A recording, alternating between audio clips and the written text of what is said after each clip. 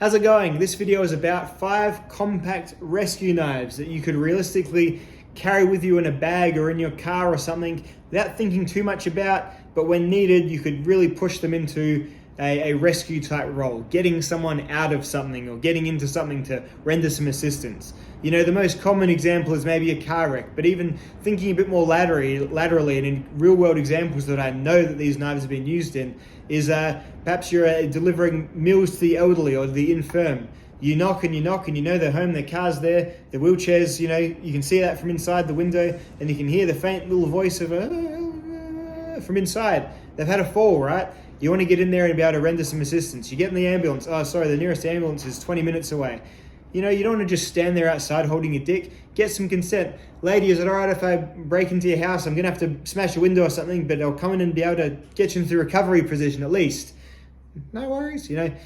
Best to get consent, of course, you know, cover your entry laws or whatever it is. But realistically speaking, you could be very useful with one of these blades if you just had it under the wheel, you know, under your spare tire in your car or in your first aid bag or something like that. So these are blades that are going to be used for that kind of role. Perhaps levering up a window, you know, getting under a louver, getting through something. Maybe, yeah, sure, getting into a dented up car door that, you know, the handle's not working anymore, right?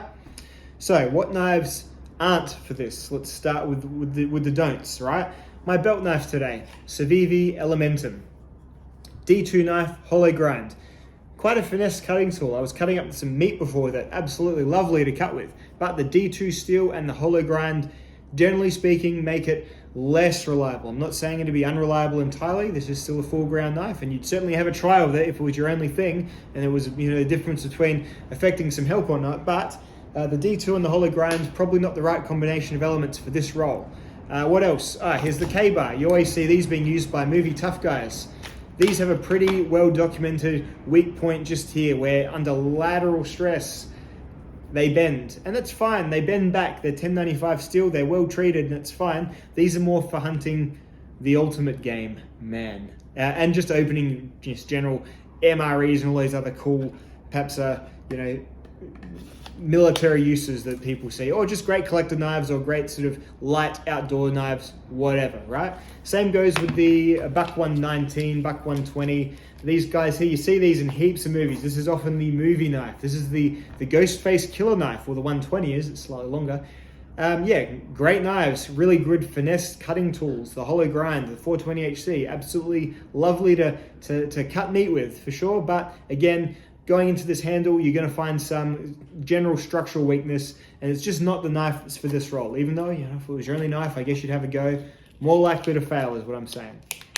I'm not really including any giant survival knives either. So this guy here, it's about a 6.5 inch blade. It's just so huge and thick and expensive, because the real pragmatic concern is, are you going to spend $600 on a knife just to put in your cart and maybe use never? Probably not. So again, probably just not realistic to bring into this. The 5 knives that I'm going to talk about are going to go from modestly priced to quite fancy, but all these would do an absolutely fine job of those aforementioned uses, you know, getting into something, helping you get through something, improvising a use to affect some help to someone, right? Starting off with, this might be the most sensible of all of them, the Holterfor's GK. So Holterfor's GK, right? It's not a particularly long knife, it's not even a particularly thick knife, but my goodness, this thing is bomb-proof.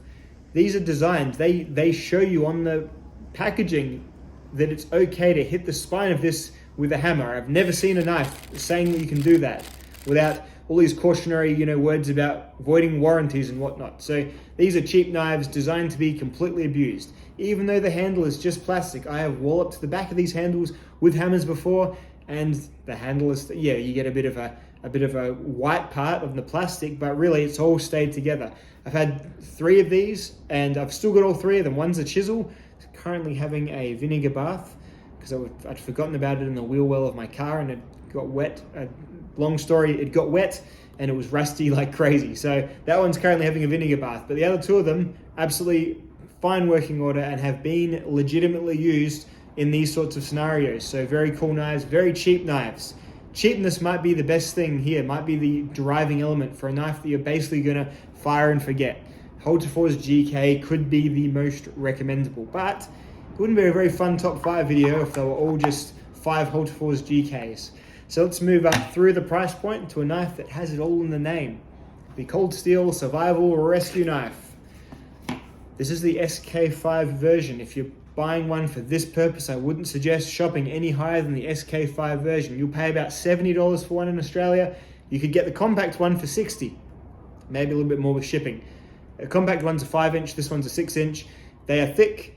They are, you know what? I actually feel like it's slightly hollow ground, but for strength purposes, it's going to perform like a flat grind. So stock thickness here, very subtle, if not flat grind there, very, very tough. And again, whilst it is a full tang with a slight step down in tang, I've never seen any of these fail in, you know, all but the most crazy abusive scenarios, right? The steel is just thick enough. It's thick enough, it's tough enough. And having a really nice rubbery handle when you are using a knife in a dramatic circumstance, right? A dramatic circumstance. That's why these are so good. You want a lot of handle. You want a lot of handle to misgrip, to fumble with, to you know, not have a fatal mistake with. And these rubberized, really kind of sticky handles are great for that. If you're using these for a life-saving purpose, it might just be a one and done. Like you might ruin the handle by kicking it or smacking it with a rock or something. Who cares? It's done its job. So price point inclusive, this is probably another really, really strong choice for just a good boot knife, a good car knife, whatever. Great choice there. Moving up the price point, even slightly over the $120 mark now I see, the Gerber Strongarm. And again, not super, you know, not showing its tang, just doesn't have its tang just hanging out for everyone to see. But again, a really difficult knife to destroy. You can watch plenty of videos of people destroying these. It takes a lot to destroy these guys. They usually have to end up being shot or, you know, smashed between two really heavy rocks or something like that. They're made of really ductile materials. So the 420HC, this is a BDZ1 version of it, which I feel this one has been abused like crazy. I feel like it's just as durable, but the 420HC, not going to hold an edge for very long, but really rugged, reliable stainless steel for this sharpened pry bar, you know, term of use. Again, nice and thick, good rubberized handle with a cross guard sort of thing. Going to let you be a bit clumsy with it, let you be a bit panicked with it, and do some good sort of extraction, prying, levering type work. The Gerber Strongarm is an excellent choice for this kind of rolling, and just a great overall kind of soldier's knife or rescue knife, and I definitely recommend it. We're sort of leaving now the point where you might, unless you have a lot of cash or you're a real kind of enthusiast, we're leaving the fire and forget point now. So these next two knives are going to be too expensive to just get and forget about, right? Starting off with the SE4. So the SE4, still really compact, still really packable, but again, really nice and thick. This is the stainless version. It's made of S35VN, and in my estimation and in my use so far, it's plenty tough. But if you want the really tough one, you get the 1095 version. That is actually my car knife. Right now, I'm looking at my car, and I'll probably do a little camera walk to prove it. This is my car rescue knife. If I come across something where I need to lever and pry, my SE4 and 1095 will be the knife that does it. If you want something even more crazy robust, you can get the SE5, which is inch longer, and it feels like it's almost a bloody inch thick as well. It's absolutely huge, tank of a knife. But yeah, I want something that's carryable, that's kind of forgettable as well, to just have in a bag. And yeah, this guy here is just about perfect for it, but getting a little bit expensive to do unless you're really sort of impassioned about the purpose.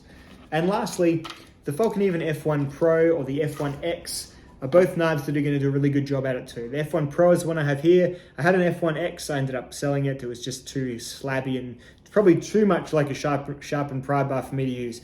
Generally do use this as a belt knife. That being said, it's kind of been forgotten about a little bit lately. I've just got too many other knives like this. These are originally made as compact rescue knives though, as pilot survival knives. The VG10 version is also available for less money, but the VG10 version has that steel that is not going to hold up as well as the laminated COS to your abusive purposes. You know, the VG10, the Falcon Even, is pretty widely known to be not great when it hits rocks and hits whatever. It's good steel.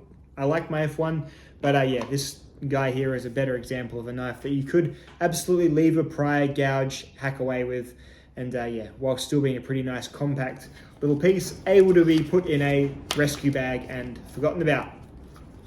So those are my 5. I would certainly suggest that maybe the first 3 are going to be the ones you may realistically buy for such a sort of abstract or rare purpose, but they will all of them do a great job at this job until someone with the proper kit gets there.